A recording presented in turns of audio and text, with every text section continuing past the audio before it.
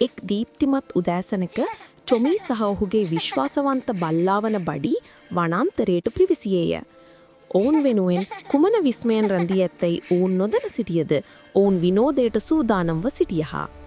ඔවුන් නැවිද යන විට පුංචි කුරුල්ලෝ සතුටු ගීතයක් යැයුහා. ටොමී සිනාසී බඩි වනාන්තරය අපිව පිළිගන්වා වගේ දැනෙන්නේ කියා පැවසීය. එකෙනෙහිම ඉතා කුඩා ලේනෙක් අතරමං වූ පෙනුමකින් එබී බැලුවේය.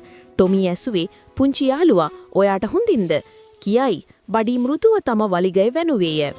ටොමීට කොළ යට සැඟවී තිබූ පුංචි සිතියමක් දක්නට ලැබුණි. බඩි බලන්න ඔහු පැවසීය. මේකින් අපිට ලේනාගේ ගෙදර හොයාගන්න පුරුවන් වෙයි කියා.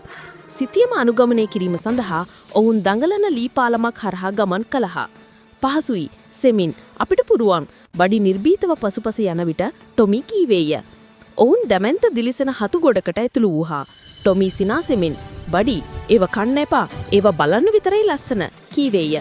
වඩිකල් නොගොස් ඔවුන්ට පුංචි සලකුණු සහිත උසගසක් හමු විය.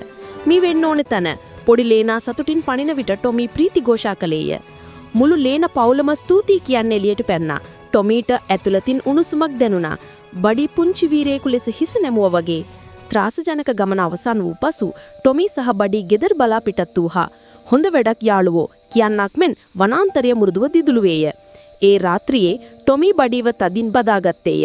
ඔයා තමයි මෙතෙක් හිටිය හොඳම යාළුවා. ඔහු රහසින් කීවේය. බඩි විශාල සතුටුදායක ඉවක් දුන්නේය.